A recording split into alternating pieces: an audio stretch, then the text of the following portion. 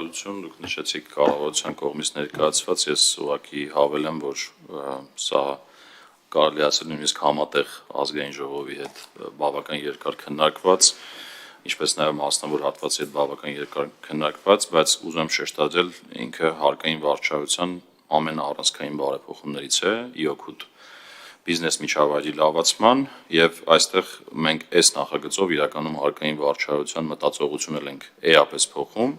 եւ եթե ավելի թիրախային ասեմ, խոսքը հատկապես նախնական հաշվարկներով հաղորդումների ներկայացման պրակտիկային է վերաբերում, որն ի դեպ արդեն իսկ անցած տարվա ընթացքում էապես փոխվել է, որոնք են եղել այն հիմնական խնդիրները, որոնք որ մասնավոր հատվածի հետ քննարկել ենք, խոսքը մի քանի խնդիրների մասին է, երկու մասի բաժան են խնդիրները, պետական եկամուտների կոմիտեի հետ շփումներում եւ քրեական գործի շրջանակներում արդեն քննչական կոմիտեի հետ շփումներում, պետական եկամուտների կոմիտեի տիրույթում ունեցել ենք մի իրավիճակ, որ քանի որ օրենսդրությամբ համապատասխան գործիքներ չեն եղել, նախնական հաշվարկներով կազմվել են պարտավորությունները եւ հանցագործության հատկանիշները բացահայտելու համար հիմնականում քրեական գործերի շրջանակում են քննվել եւ այդտեղ քանակը այդ գործերի տարեկան, որոնք որ գնացել է քննչական կոմիտե, ռեսուրսների սահմանափակման պայմաններում միշտ չի որ հնարավոր է եղել այդ ամբողջը կլանել եւ բացի դա միշտ չի որ այդ նախնական հաշվարկները բոլոր հնարավոր հիմնավորումները ամրապնդող ֆիլտրերը անցած են եղել եւ միշտ չի որ հարկ վճարողի լսելու իրավունքը ամբողջությամբ իրացված է եղել ես նշեմ որ դեռ այս միջև այս օրենքի ընդունում ինչպես նշեցի մենք պրակտիկայում սկսել ենք արդեն այդ հարկ վճարողի լսելու իրավունքը իրացնել քննարկումների միջոցով եւ նաեւ մի մասնագիտական խումբ ստեղծելու միջոցով պետական եկամուտների կոմիտեում որը ֆիլտրում է այդ նախնական հաշվարկները հիմա իրականում այդ պրակտիկան բերում ենք օրենսգրքի դաշտ մասնավորապես ինչ ենք առաջարկում մենք ասում ենք որ պետք է հնարավորություն տանք վարչական ակտ ձևավորելու կամ վարչական process-ի միջոցով անցկացնել այս նախնական հաշվարկների մի ահագին կտորը դրանց այդ թվի մասին ավելի կոնկրետ կխոսեմ այսինքն հարկային ծառայողը երբ որ վերլուծություն է իրականացնում կամ նախնական հաշվարկ է իրականացնում մինչև հաղորդում ներկայացնելը դա պետք է տանի կամերալ արձանագրության այնուհետև կամերալ արձանագրությունը ծանուցվում է հարկ վճարողին, հարկ վճարողի իրավունք ունի այդտեղի ձայնը բարձրացնել, այսինքն իր տեսակետը հայտնել, այնուհետև այդ տեսակետից հետո, եթե օրինակ կարիք է լինում թեմատիկ ուսումնասիրություն անել, թեմատիկ ուսումնասիրությունը բացել, թեմատիկ ուսումնասիրությունից հետո եւս հարկ վճարողին լսելու հնարավորություն կա արդեն հատկապես մեր բողոքարկման հանձնաժողովում, այսինքն մենք ասում ենք, որ նախնական հաշվարկների մի ծանրակշիռ մասը պետք է այս բոլոր process-ներով անցնեն, իսկ որպեսզի դա կյանքի կոչվի, երկու փոփոխություն պետք է անենք հարկային օրենսգրքում, մասնավորապես պետք է հաստատապես հայտնի լինելու հանգամանքը հանենք հարկային օրենսգրքից թեմատիկ ուսումնասիրությունների համար եւ տարեկան մեկ անգամ թեմատիկ ուսումնասիրություն անելու սահմանափակումը որը հնարավորություն կտա այդ նախնական հաշվարկները տանել այդ process-ով եւ խոսքը, տեսեք, տարեկան մոտ 1000 նախնական հաշվարկներ են, նախնական հաշվարկներով հաղորդումներ են ներկայացվում, կներեք 600, ոչ թե 1000, որտեղ 1000-ը ընդհանրապես հաղորդումներն են, որոնք նաեւ կոնկրետ հանցագործության էլեմենտներ ունեն։ Հիմա 600-ից առնվազն կեսը, այսինքն 300 առնվազն 300 դեպք տարեկան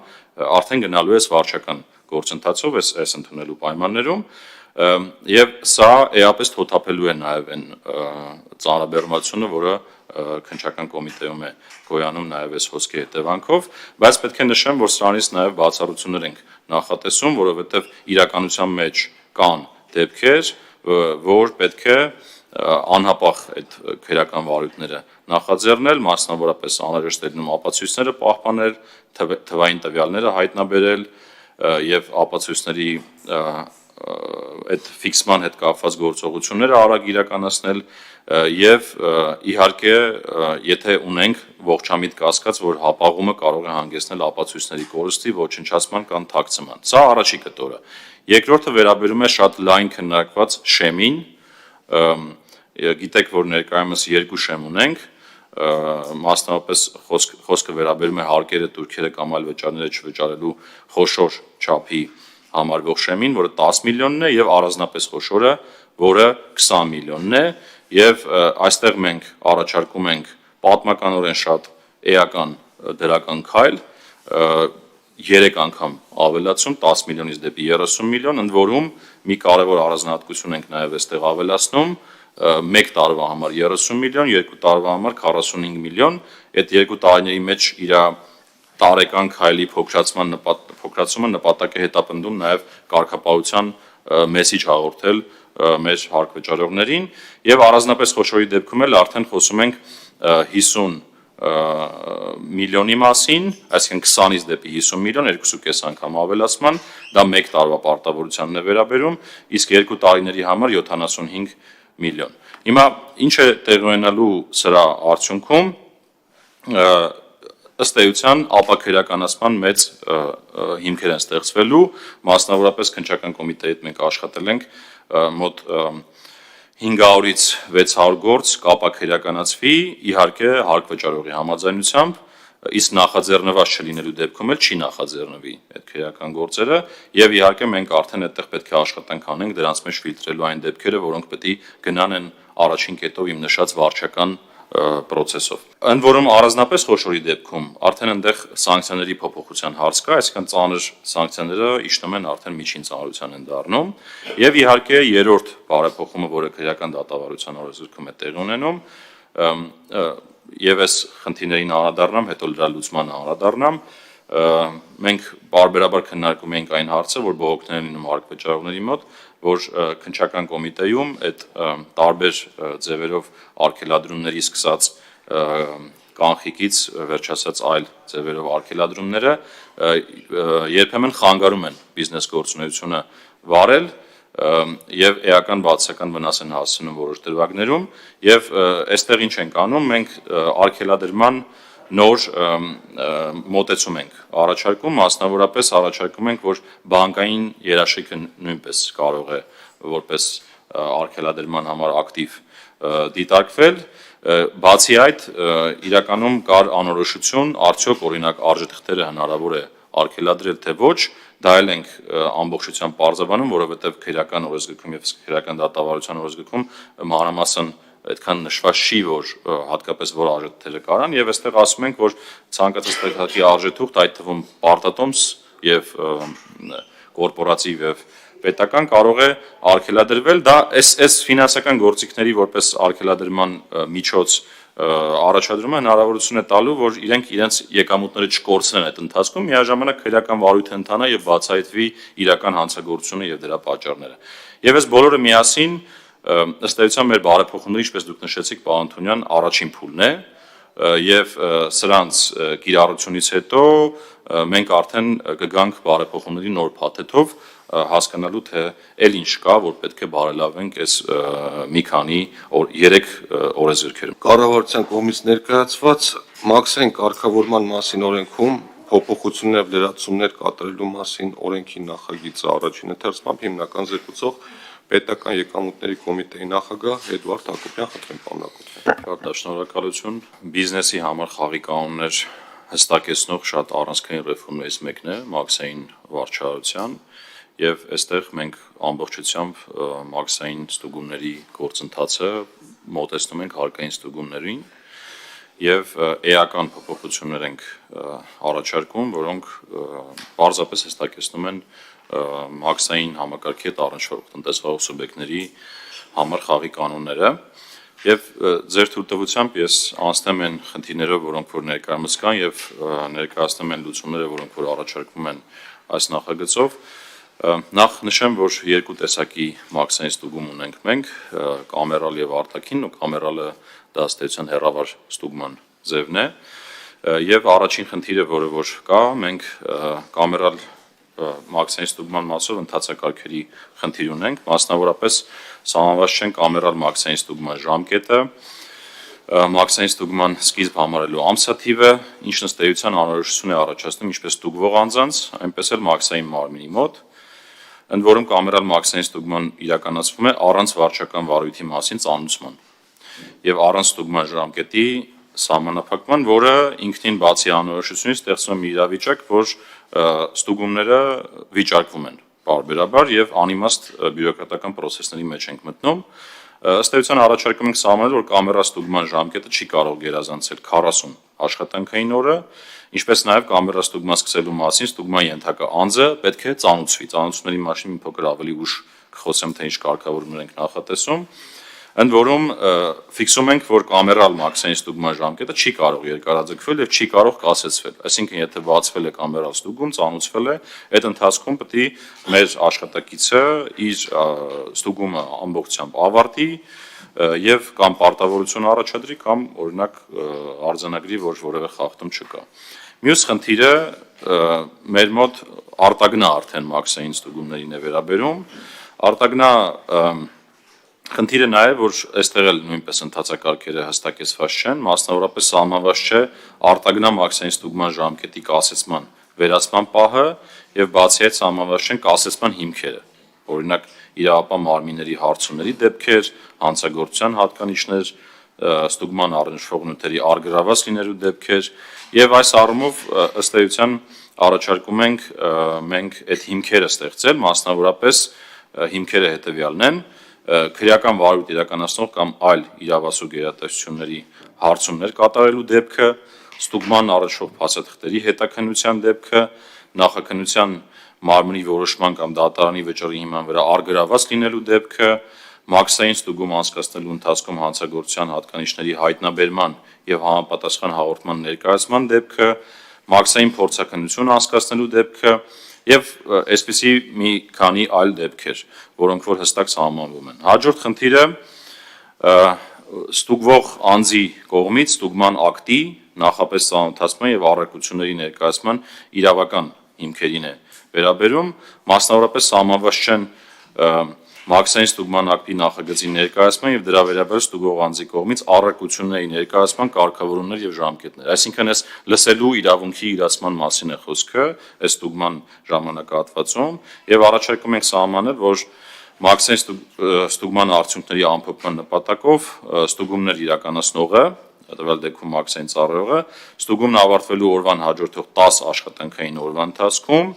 մաքսային կարգավորման ոլորտի միջազգային պայմանագրերի եւ ակտերի եւ Հայաստանի Հանրապետության օրենսդրության պահանջների կատարման խախտումներ հայտնաբերած լինելու դեպքում կազմում է ստուգման ակտի նախագիծ։ Այսինքն 10 աշխատանքային օր է կազմելու համար նախագծի կազմելու համար սահմանվում։ Նաեւ առաջարկում ենք սահմանել, որ մաքսային ստուգման ակտի վերաբերյալ ստուգվող անձի կողմից առարկություններ ներկայացնելու ժամկետը եւս 10 աշխատանքային օր է, այսինքն 10 աշխատանքային օր նախագիծը կազմելու, 10 աշխատանքային օր դրան արձագանքելու։ Հաջորդ խնդիրը մաքսային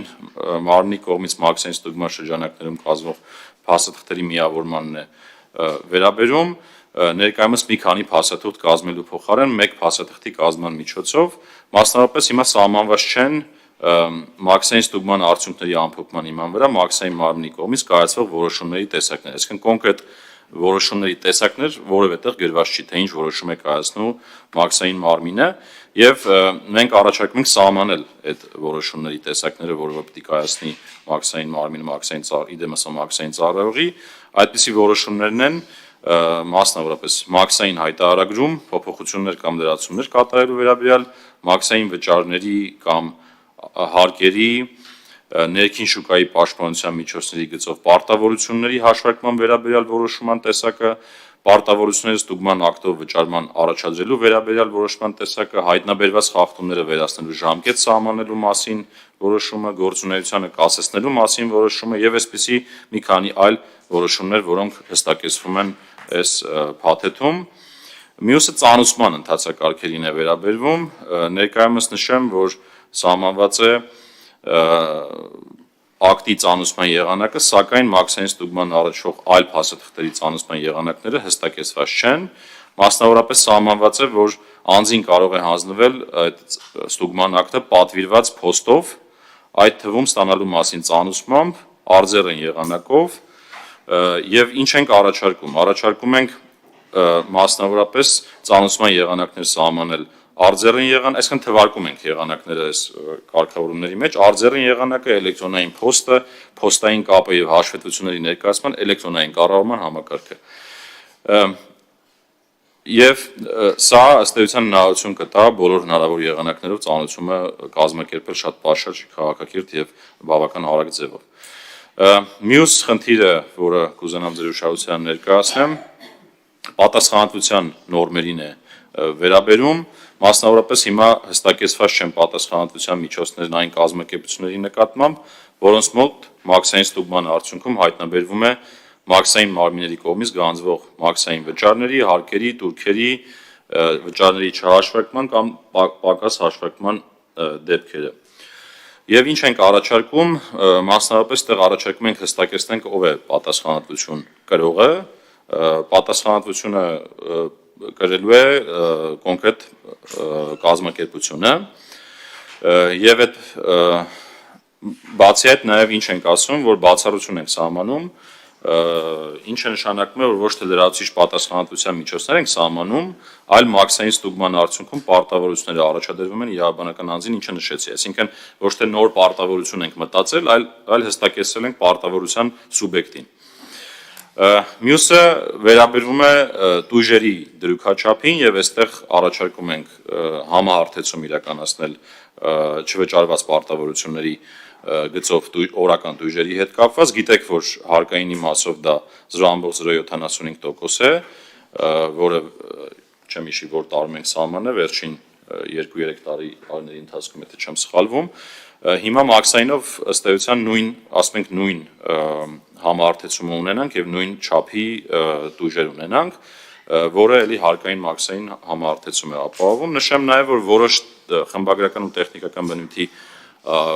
փոփոխություններ կառաջարկենք առաջինից երկրորդ ընթերցման ընթացքում եւ նաեւ իհարկե այս դրական եւ կողմ քվեարկելու դեպքում, ինչպես նաեւ լիագումար նստելու մասնելու դեպքում մենք պատրաստվում ենք նաեւ սա հստակեցնել կառավարության որոշումներով, նաեւ պետնախագահի հրամաններով։ Այսինքն մաքսային ստուգման process-ը ամբողջությամբ սկզբից մինչև վերջնակետ իր բոլոր հստակեցումներով խաղի կանոնները հստակեցնում մեր արտաքին տեսական գործունեության մասնակիցների համար։